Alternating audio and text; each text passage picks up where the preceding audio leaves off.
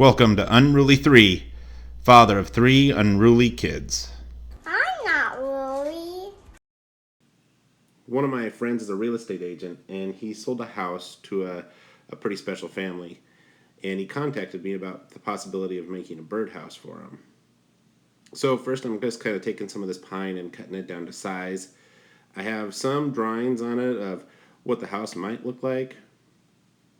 And then I kind of made a mistake here. It didn't end up changing anything, but I'm going to use this blue tape and the glue tricks. I wanted these two sides to be the same, and then later on I realized that they did not need to be the same. But I'm cutting this out at the bandsaw. Again, I went to the local Home Depot, and I found this piece of wood sitting at the Call Lumber place, and it had some bad chips and some other things on it at the end, but I just cut those off and can use that for doing the birdhouse. Now the front of the house had this weird like a 2-story, but the second story was out a little bit more than the rest of the house. So here I am cutting the ridge that's going to go around the bottom, and I'm just kind of rabbiting. I could have put my other blade on my saw, but I thought, I don't need to do that. It ended up taking quite a while taking this down until I can reach it the rest of the way. Then I just slowly started to cut. There, I kind of made a mistake, and I thought, I can just cut all the way through it. Slowly get it down to where I have the ridge of this all the way down to the inside. Alright, so then I realized I could cut the back of this off, and I'm going to start putting it together here. I have the sides, the front, and the back. So I didn't have pictures of the whole house, I only have pictures of the front. So that's why I had to change a little bit, use my imagination on what the back is going to look like. So I didn't put any windows on the back. So I used Google Maps, and I could find the sides of the house, but I couldn't find the back of the house. So here you can kind of see how it's going to go together. And now I'm going to put the top on. The back is pretty easy, but once I got this on, then I could slowly start to fit the front of the roof on. All right, then I gotta turn it around and try to get the front roof here. So I made like a gap here, and then where that architectural front part is going to be, I don't even know the terms for it, but just kind of skip that and then slowly start to build that up. I actually forgot to record all that stuff of building up that section, but now I'm off to the porch. So I'm just taking a piece of pine here, figuring out how big is the step going to be, and then once I figure out how big it's going to be, I can kind of put these pieces together, and it's going to make a little bit of a step. Then I glue those together, clamp them down really good, and take them over to the drill press where I can, so there I'm just testing the size of the holes, so that way I know how big the hole is going to be for my porch. And then I can put this on. So here I'm drilling the hole for the top where the post is going to go, and then I'm going to make some rails kind of. So I'm just barely drilling into these dowels. I didn't want it to go all the way through, but then they're just going to stick in like that. And then hopefully I can get them in when I have these pieces in here.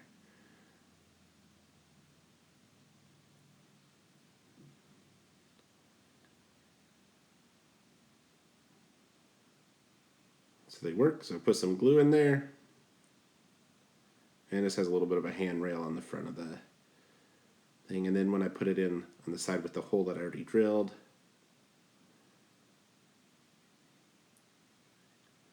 and it just takes a little bit of tapping, and it's all the way in. Then I put some nails into the back, just some pin nails. You can kind of see how the front of the house is looking then. So on the inside of here, I wanted to actually separate it.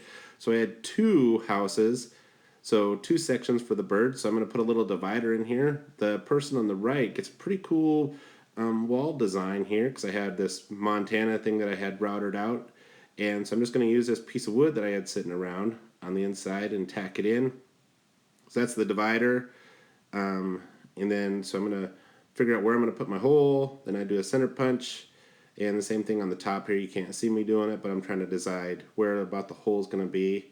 There it is. That worked pretty slick. Look at that. All right. Then you can kind of see where the hole is going to go.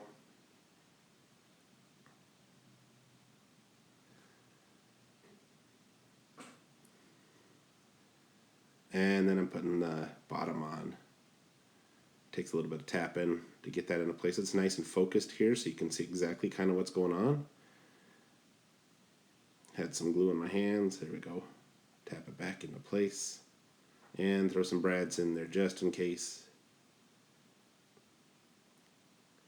Alright, then we're going to do some painting. So I'm going to do some putting primer on it first to kind of cover up my pencil marks. I put some caulking on the top. I don't want too much water getting in here because I know it's going to get damaged. I don't even know if they're going to put this out in front of their house or not, so we'll see. So on the front, I decided I was going to put all the windows. So I'm just kind of taping out a section here where I'm going to put the window. Do some quick measuring. I made the frames of the windows about 1/4 inch, and then just kind of from looking at the pictures how big I'm going to make these. So I taped them all off, then cut them out with a X-Acto knife, carpet knife, and slowly peeled those away. You can see on the other side I have the window. I also did the sides. All right. Then it's off to paint. So I got a blue color that kind of matched. As good as I could, anyway. Then just a lot of painting. So the windows I left white, and then I went back through with like a grayish. So we'll try to get in as close as I can to everything. Leave some trim pieces.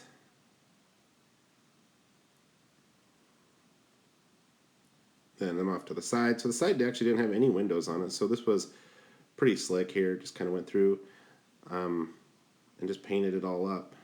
And then the back, like I said, I did not even try to bother with the windows. I'm sure there's a sliding door in the back of this one, but I just left it. And then the other side.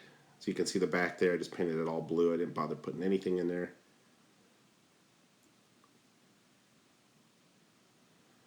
I didn't know if they'd be creeped out if I was too detailed and have, all kinds of stuff there.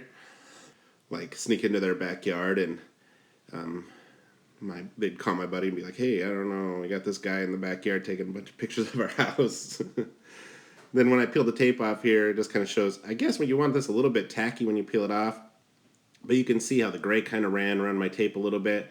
Then I just went back with some white paint and touched it up a little bit. And then I don't know, I'm putting the top on. So I use this paste that you use for like kindergarten. I have a jar of it and I thought, well, maybe that's going to help hold this down a little bit. But I had some shingles and I just cut them into small pieces. And then I just started matching them up, cutting them up, and then trying to cover the top here, putting the nails on the top. I did put glue down each time, the Elmer's paste, trying to get it to maybe it'll hold it down more. I don't know. Thought it was worth a try. So I have it 2 inches up from the bottom, and then I'm just trying to make a match as good as I can going all the way across.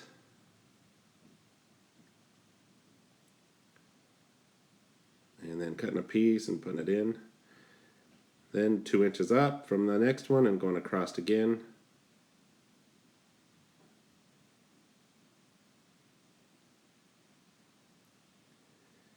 Till I had the back all the way covered.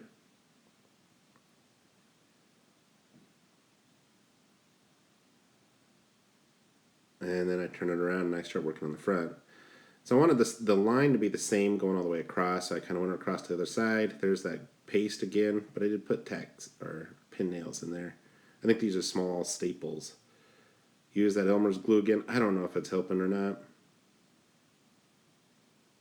Maybe it will. Can't help. I couldn't help hurt. I mean,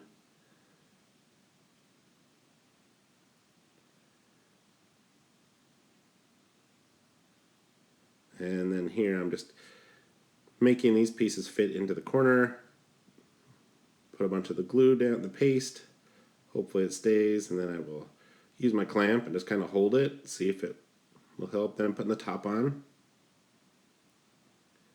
All right, so here's a picture of the house again, and here is the finished product of the birdhouse.